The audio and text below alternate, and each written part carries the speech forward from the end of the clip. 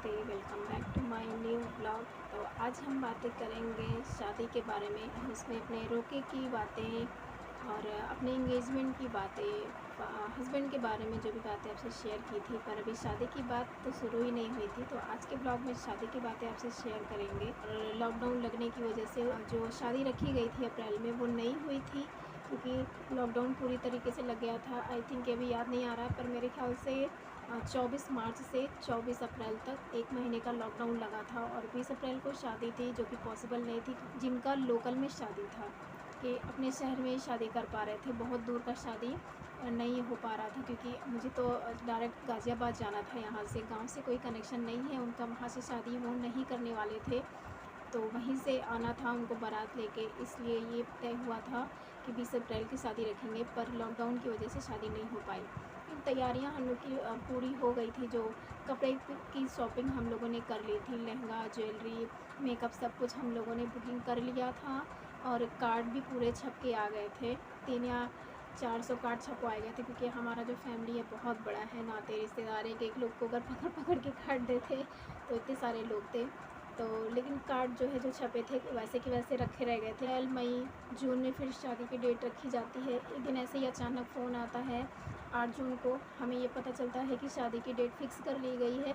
25 जून 2020 को शादी होनी। उन्होंने अपने यहाँ खुद ही पंडित को दिखा लिया था, पूछ लिया था सब कुछ। तो उन्होंने बस फ़ोन करके बताया पापा को कि हमने डेट दिखवा ली है और इस डेट पे हम शादी करना चाहते हैं।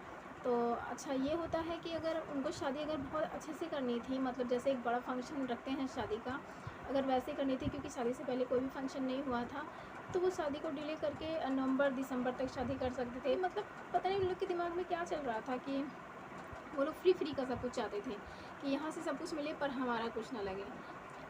ना आपका ज़्यादा लगे ना हमारा ज़्यादा लगे। चलो इसी में लॉकडाउन खुल गया है और परमिशन भी मिल रही है, 50 लोग एक शादी में आ सकते हैं, तो शादी कर लेते हैं। तो पापा भी ओके ओके हो जाते हैं क्योंकि पापा का स्वभाव ऐसा है ना कि वो मतलब बहुत जल्दी हाँ कर देते हैं किसी भी चीज़ के लिए। सोचते समझते नहीं आगे पीछे का कि ये सही होगा ये गलत, मतलब दिल के साफ बोल लीजिए। उनके मन में ना छल कपट रहता नहीं है कि ये चीज़ कैसी होगी, इंसान मेरे साथ धोखा भी कर सकता है या फिर मेरे साथ कुछ भी हो सकता है, ये चीज़ नहीं सोचते। उनको लगता है कि मैं सही हूँ तो सामने वाला भी सही होगा। 25 जून की शादी रखी जाती है और उसके बाद फिर तैयारियां तो वैसे ज़्यादातर हो ही चुकी थी। जितनी भी बुकिंग वगैरह थी वो सारी हो चुकी थी, तो कोई इतना मतलब ये नहीं था कि जल्दी जल्दी भाग भाग के सब कुछ करना है। इससे पहले की जो रस्में थी उन सारे ब्लॉग मैंने आपके साथ शेयर किए थे। मुझे इस टाइम पे फटाफट नहीं बोलने आ रहा है कौन कौन सी रस्म होती है। क्योंकि 25 जून को जिस दिन शादी रहती है वो लोग सुबह सुबह यहाँ पहुँच जाते हैं। आई थिंक 4 या 5 बजे आ जाए। यहाँ से जीजा जी, पापा और भाई जाते हैं, देखने रहते हैं। भाई जैसे घर पे आता है तो सब लोग पूछते हैं, अरे ये बताओ दूल्हा कैसा है, दूल्हा कैसा है, क्या बात हुई। तो वो बोलता है नहीं वो तो अपने में ही लगा है और लेटा हुआ है, फ़ोन चला रहा है, किसी ने उसने किसी को देखा तक नहीं। मैंने दिया कि अरे यार हो सकता है दूर के सफ़र से आए हैं, थके होंगे, तो कोई टेंशन नहीं है। अच्छा लेकिन दोपहर में इतनी ज़्यादा बारिश हुई और मैं उस टाइम पार्लर में थी और तैयार हो रही थी। फ़ोटोज़ आपके साथ शेयर कर रहे हैं क्योंकि मेमोरीज़ जो होती हैं कभी कभी बहुत ज़्यादा दुखी कर देती हैं, बहुत ज़्यादा। और मैं इस टाइम वही सब चीज़ें दिमाग में घूमती रहती हैं। कभी कभी तो लगता है कि ये चीज़ ना हुई होती तो कितना अच्छा होता, लाइफ कुछ और ही होती। जो लिखी हुई है उसको इंसान कितना भी चाहे टाल नहीं सकता। मतलब शादी में भी तमाशे बहुत करते हैं वो लोग, बहुत ज़्यादा। और मुझे सच बताऊँ तो अच्छा नहीं लग रहा था बिल्कुल भी शादी के टाइम पे। और मैं इतना रो रही थी। ये फ़ोटो में आप मेरी स्माइल नहीं दिखेगी आपको क्योंकि मैं स्माइल कर ही नहीं पा रही थी। मैं जितनी भी फ़ोटो शेयर करूँगी आपको शादी के टाइम का, आप किसी में भी स्माइल नहीं दिखेगी, आँख में आँसू दिखेंगे, रोती हुई दिखूँगी या फिर बिल्कुल सैड दिखूँगी, पर हँसी किसी में भी नहीं दिखेगी। सुबह से माहौल कुछ ऐसा था कि घर का, कि व्लॉग तो मैंने आप लोग के साथ शेयर किया ही था। और फिर उसके बाद शादी में अच्छा शादी-वादी हो जाती है तो मुझे तो कोई इतना पता नहीं था कि क्या-क्या हो रहा है क्योंकि मैं तो अपना ही दिमाग मेरा काम नहीं कर रहा था। फिर लेकिन बाद में ये सब चीज़ें मुझे पता चलती हैं तो मुझे बहुत गुस्सा आता है, बहुत ज़्यादा, कि इतना कुछ होने के बावजूद भी ये शादी हुई। सवाल हो जाता है लेन-देन को लेके। पहले वो लोग बोलते हैं कि हमें कुछ नहीं चाहिए।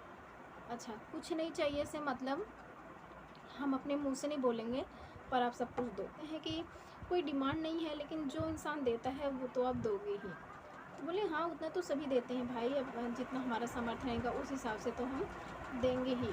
अब देंगे से ही मतलब उनका ये था कि जितनी चीज़ें होती हैं वो सब देंगे, बस खाली वो अपने मुँह से बोलेंगे नहीं कि हमें ये सारी चीज़ें चाहिए।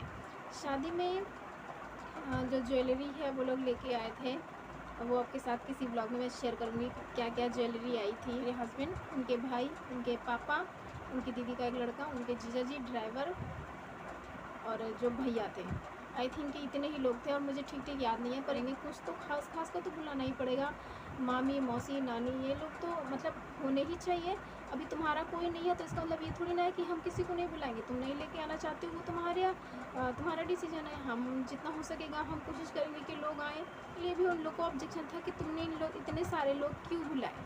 ज्वेलरी में वो लोग क्या लेके आते हैं, एक छोटा सा नथ आपने किसी मेरी फ़ोटो में देखा होगा, मैं फ़ोटो एक आध लगा दूँगी जिसमें वो नथ दिख रहा होगा, वो नथ लेके आए। और कान के लिए जो लेके आए थे वो मैंने आज तक कभी पहना ही नहीं। एक इतना बड़ा टॉप्स था जो आई थिंक नानी आंटी लोग पहनती हैं, इतने छोटे-छोटे से बूँदे नहीं होते हैं, वो लेके आए थे। गले के लिए एक मंगलसूत्र लेके आए थे, वो भी फ़ोटो मैं आपको लगा दूँगी, आप लोग देख लेना। और हाथ-वाथ के लिए वो जो रिंग उन्होंने बोली थी कि हम भिजवा देंगे, वो शादी तक नहीं आई। ज्वेलरी का लालच हम लोगों ने नहीं किया, लेकिन ये हुआ कि गुस्सा तो बहुत आया कि तुमने माँगा इतना और उसके बाद लेके तुम ये आए हो।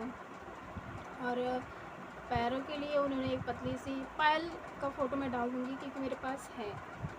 मैंने ऐसे ही फ़ोटो ले ली थी अपने पैर की। और कमर के लिए हम लोग के यहाँ यूपी बिहार में करधन बहुत चलता है, कमरबंद भी जिसको बोलते हैं, तो वो एक लेके आए ऐसे। और कुछ नहीं आया था मेरे लिए। और कपड़े में मेरे लिए वो एक लहंगा लेके आए थे, लहंगे का सेट मतलब पूरा था।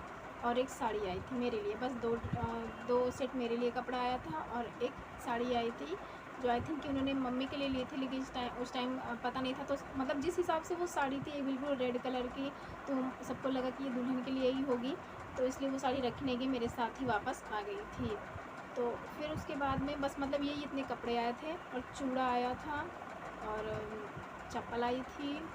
और बस चूड़ा जो मुझे फिट नहीं आया था, बहुत बड़ा था चूड़ा जो उधर से आया है। हालांकि चूड़ियाँ आती हैं पर उन लोगों ने चूड़ी वगैरह उधर से कोई शॉपिंग का कोई यही नहीं था। उन लोगों ने शॉपिंग ऐसी की थी, ऐसा लग रहा था कि अरे लेके जाओ यार, किसी तरीके से हो जाए, बस जैसे बोलता नहीं, अरे छुट्टी मिले किसी तरीके से। चेंज नहीं हो रहा था क्योंकि वैसे तो चेंज करने के लिए बहुत सारे कपड़े खरीदे गए थे मेरे यहाँ पे, पापा ने खरीदे थे। पर ये हुआ कि जल्दी करो, लेट हो रहा है, जाना है इतनी दूर। पहले जो स्टेज के लिए हम लोगों ने बुकिंग करवाया था वो सारा पहन के मतलब स्टेज से जैसे ही उतरे साड़ी चेंज करा के शादी करा के उसके बाद वैसे ही विदाई हो गई थी। विदाई के टाइम में जो मैंने कान का पहना था वो मुझे मम्मी ने दिया था। और उधर से जो आया था वो मतलब इतना पुराने मॉडल का था कि मतलब पहनना ठीक नहीं लग रहा था और वो मेरे कान में जा भी नहीं रहा था। तो मम्मी ने बोला कि ये मत पहनो, ये पहन लो, काफ़ी पेन हो रहा था मुझे। और इतना लंबा सफ़र था कि हालत ख़राब हो गई थी। वहाँ का वीडियो आप लोग के साथ शेयर किया हुआ। शादी में जो तमाशे हुए थे वो सब मुझे उस टाइम पे तो नहीं पता चले, लेकिन बाद में मुझे पता चले, तो वो सब मैं आगे के ब्लॉग में आपके साथ शेयर करूँगी कि शादी के दिन उन लोगों ने क्या क्या बोला था और उन लोगों का मुँह क्यों फूला था और शादी की किस बात को लेके मेरे हस्बैंड ने मुझे इतना टॉर्चर किया था। वो सब चीज़ें फिर शेयर करेंगे, लेकिन आज का ब्लॉग सिर्फ शादी के बारे में था, तो वो मैं आप लोग के साथ शेयर कर रही हूँ। और जो भी छूटा होगा, भूली होंगी, वो आगे के ब्लॉग में आपके साथ शेयर करूँगी। तब तक के लिए बाय बाय गाइस।